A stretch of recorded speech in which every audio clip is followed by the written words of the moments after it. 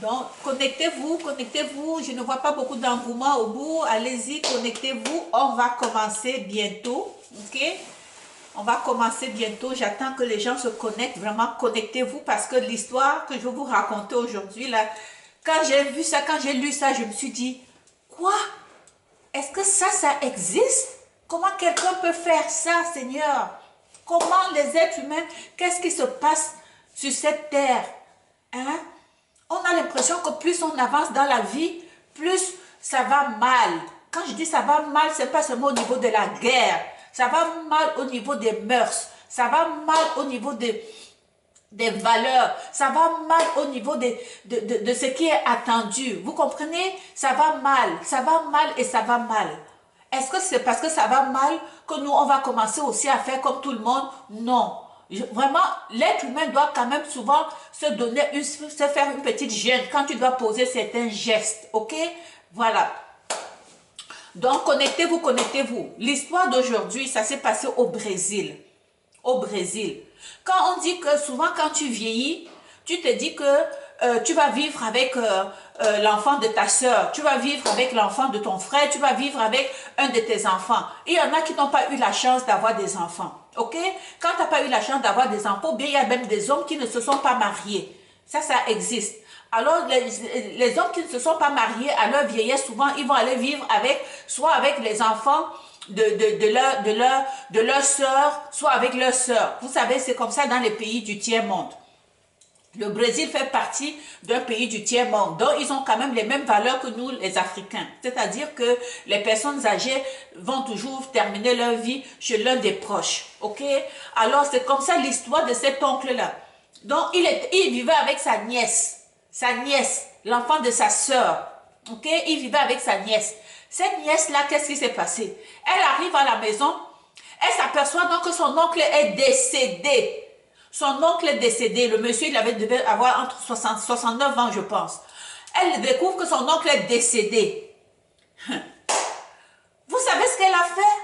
Dis-moi, si vous arrivez chez vous, vous trouvez que votre oncle, votre père, votre enfant, quelqu'un est décédé, qu'est-ce que vous allez poser comme geste de prime abord? Dites-moi en commentaire. Vraiment là, dites-moi en commentaire ce que l'être humain normal doit faire lorsque tu viens de découvrir que quelqu'un qui est proche de toi est décédé.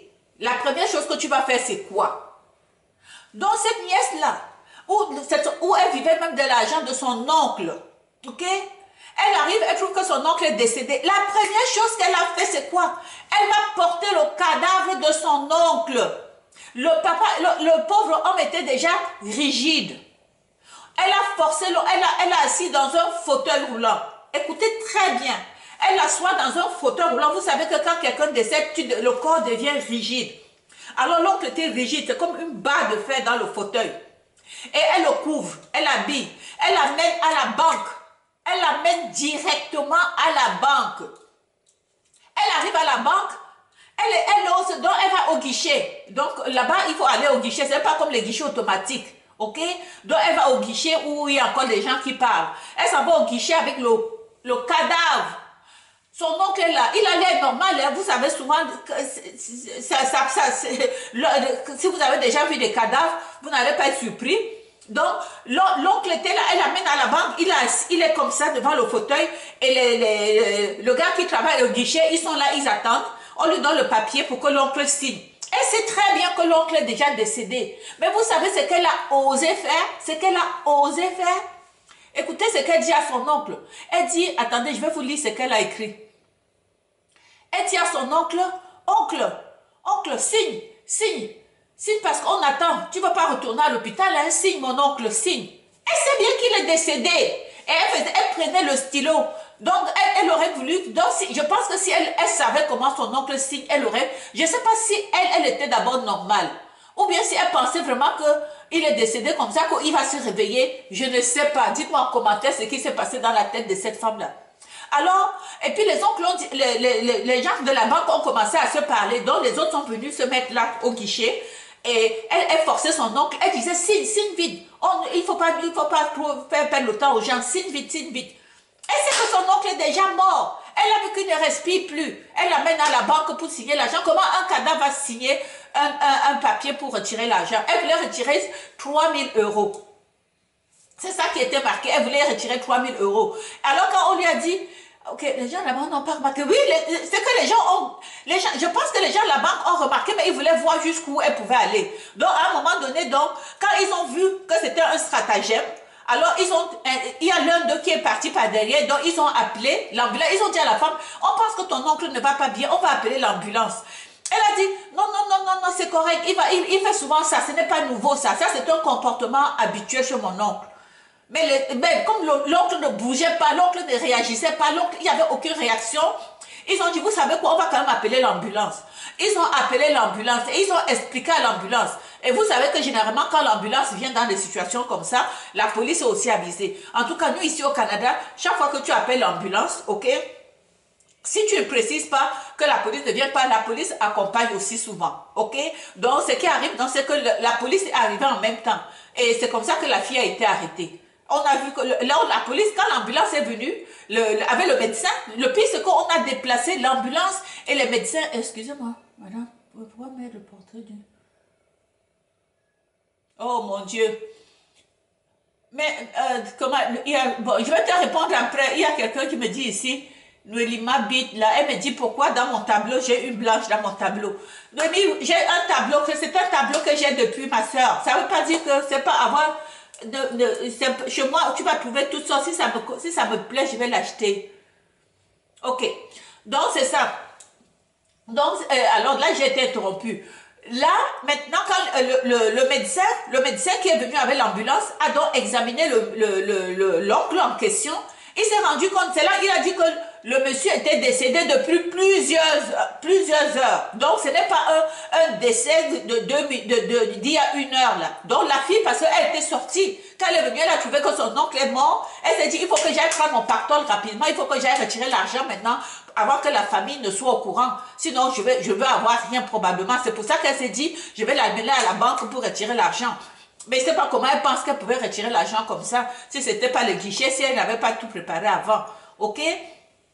Donc maintenant, la fille, elle risque quoi? Elle risque quoi? Elle risque maintenant, on a dit, ce que je lisais, c'est que elle peut aller jusqu'à 13 ans de prison ferme.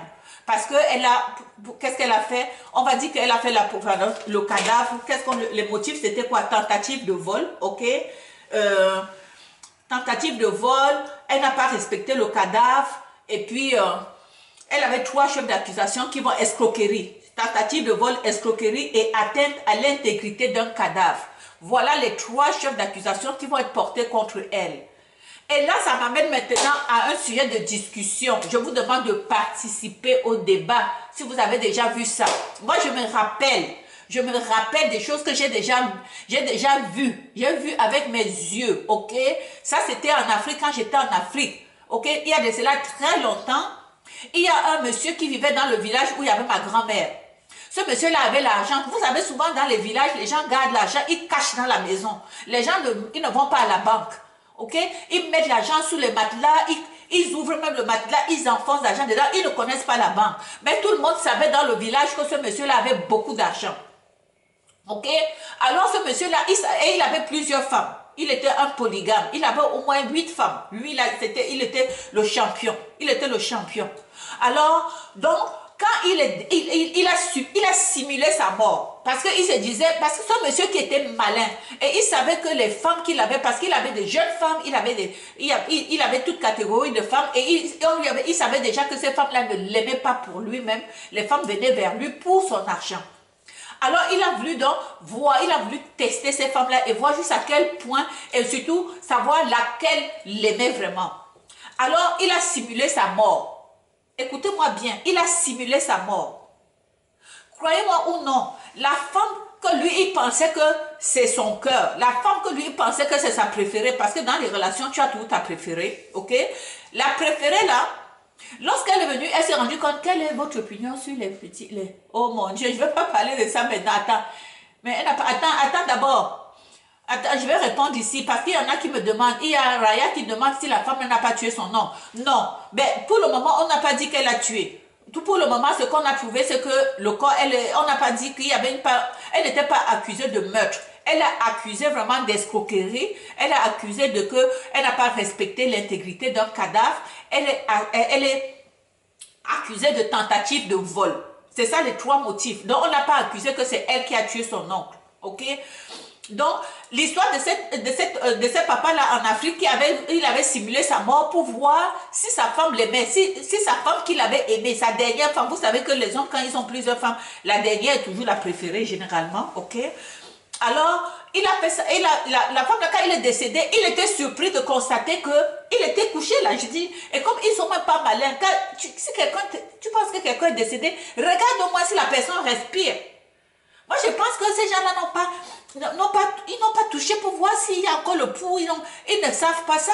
Ils se voient seulement qu'il est inerte, il est couché, il ne réagit pas, tu le touches, il ne réagit pas. Elle s'est dit qu'il est mort. Ok? Et tout de suite, elle a commencé à aller fouiller partout. Le monsieur regardait tout ça. Elle allait fouiller partout. Elle savait où l'oncle avait mis l'argent, ok? Elle était au courant de certains secrets. Elle allait prendre l'argent caché. Et là maintenant, quand elle a caché, elle est sortie. Elle a commencé à crier, wow, il est décédé. Elle a commencé alors à faire semblant. Ok, comme si elle venait de découvrir. Elle a commencé à crier, venez voir. Le papa, il n'est plus là. Oh, venez. Donc, elle a commencé à jouer à l'hypocrite. Et quand les gens sont venus. Et là, le papa, là, quand les gens sont rentrés dans la chambre, on a trouvé assis. Vous comprenez que les gens ont fui. Il y a des gens qui ont fui en se disant que c'est un sorcier, mais il y en a d'autres qui se sont dit, ben, la femme peut-être n'avait pas bien regardé. Toujours dit que ce papa-là, il a chassé cette femme-là. Et il a dit à cette femme, remets-moi l'argent que tu as pris. Donc, ça c'était un aparté par rapport à l'histoire. On revient sur l'histoire de ce papa, de cet oncle-là. Cet oncle, tu as ta petite, tu as ta nièce. Tu n'as pas fait d'enfant. Tu as considéré ta nièce comme ton propre enfant. Ok? Comme ta propre fille. Et alors, par un concours de circonstances, le papa, là, il a dû avoir une crise cardiaque. Moi, je pense que la fille ne doit pas être intellectuelle. Quand tu vois dans la photo, tu vois que c'est une fille, peut-être qu'elle était dans la drogue. Je ne veux pas faire de jugement de valeur, mais tu vois que ce n'est pas une fille qui était à l'aise. Parce que si tu es à l'aise financièrement, tu ne vas pas commencer, quand tu viens, quelqu'un est décédé, tu cours seulement, au lieu de donner les premiers soins, au lieu de pleurer, au lieu d'avoir de l'empathie pour ce qui est arrivé. Non, ce qui lui importe, c'est d'abord juste aller chercher l'argent, aller l'amener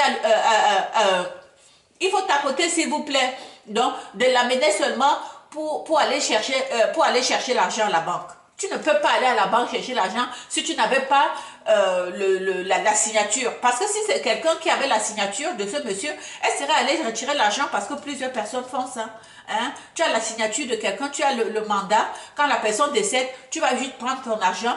Et puis avant que ça sorte, que les autres soient au courant, tu as déjà mis ça. On a vu des situations comme ça, hein, où les gens décèdent et la famille commence déjà, dès que le corps est encore là, les gens commencent déjà à se tirailler pour les biens. Est-ce que vous avez connu ça, vous? Bonjour, bonjour. Bonjour, Lénie. Bonjour, Sté. Ok, il demande de quoi je parle. Je parle ici de l'histoire Je vais résumer hein, parce qu'il y a des gens qui viennent d'arriver et qui veulent savoir un peu de quoi on parle.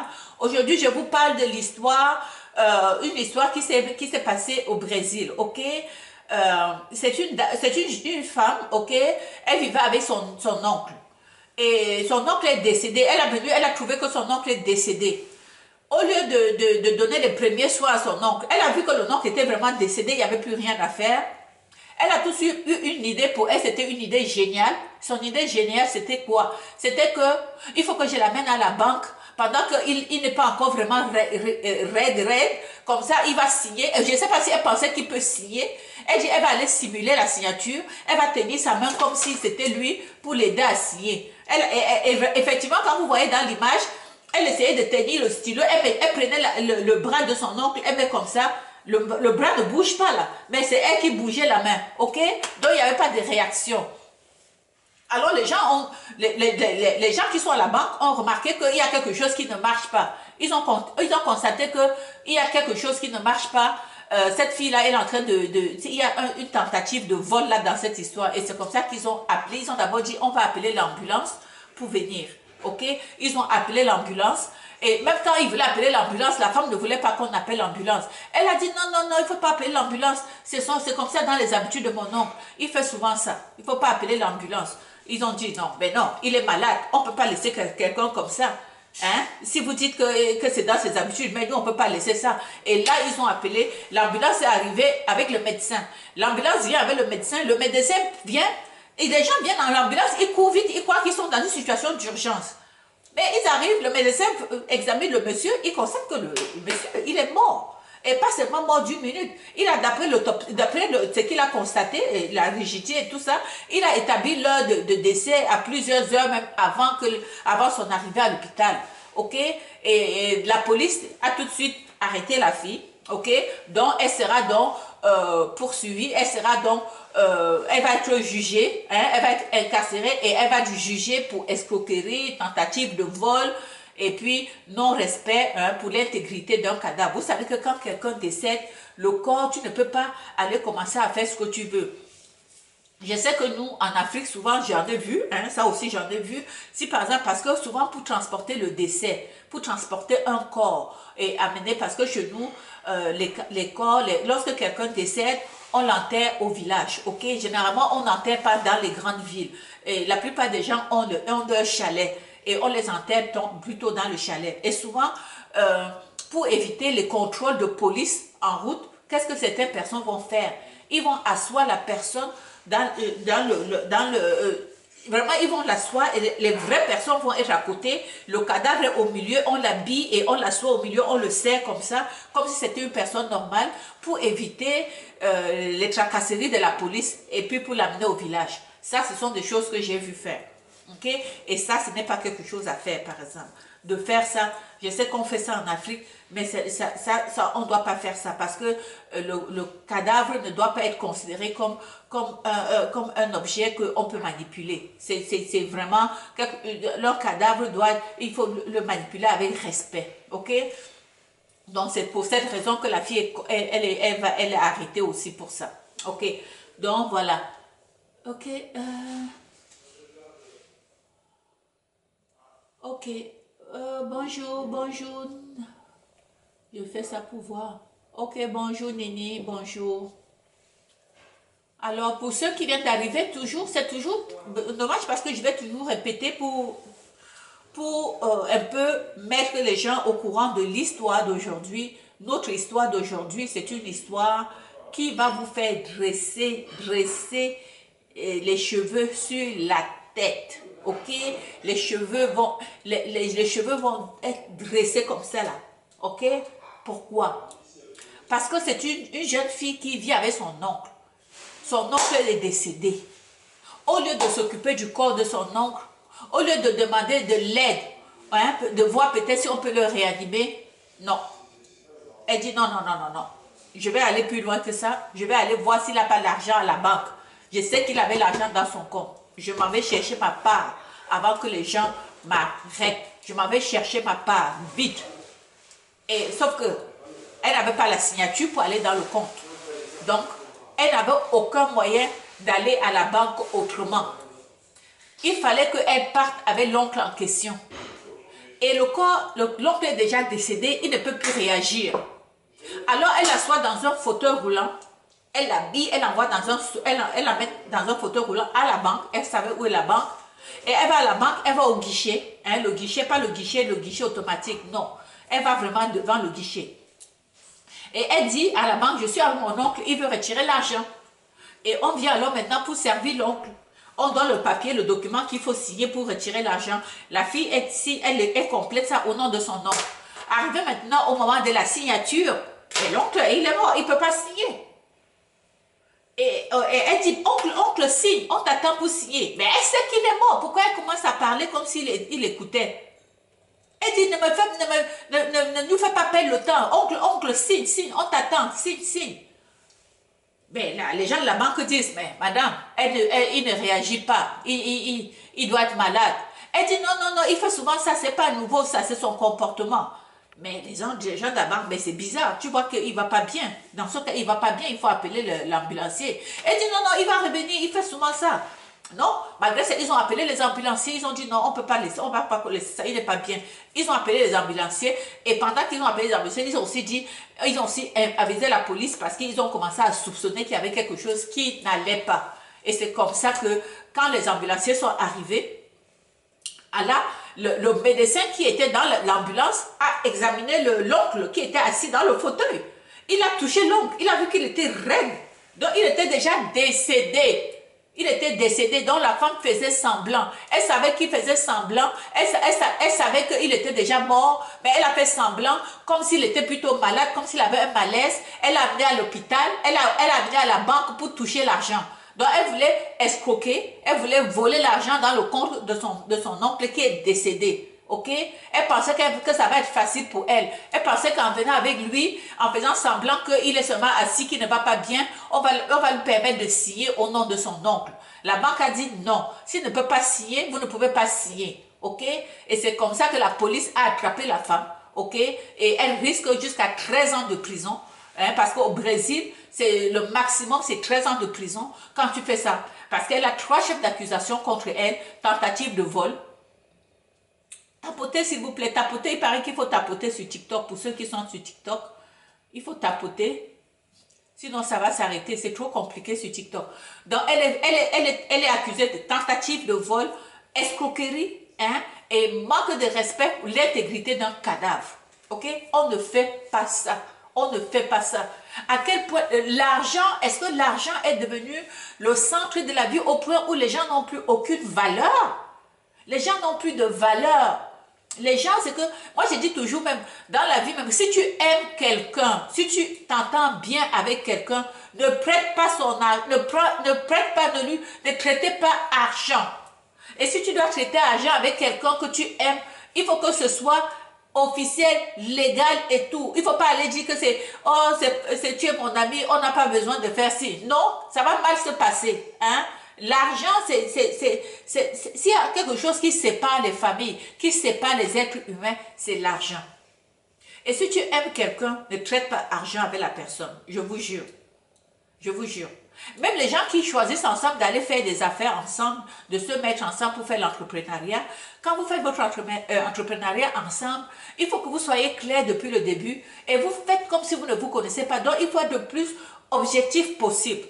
Sinon, votre belle relation, votre belle amitié que vous avez toujours eue, ça va mal se terminer. Ok? Donc, il ne faut pas, quand vous faites des affaires ensemble, n'essayez pas de mettre l'émotion au-dessus. Si vous mettez l'émotion, si vous mélangez avec l'émotion, votre activité va tomber. Va tomber. Ça, c'est mon point de vue. Ok? Donc, c'est chacun qui... Il y a même des couples qui ont souvent travaillé ensemble, et parce qu'ils travaillaient ensemble, ça s'est répercuté dans leur vie de couple. Ça s'est répercuté dans leur vie de couple parce qu'au travail, ça n'allait pas bien. Ok? Alors, ça s'est répercuté dans leur vie de couple au point où ils ont même fini par se séparer. Alors,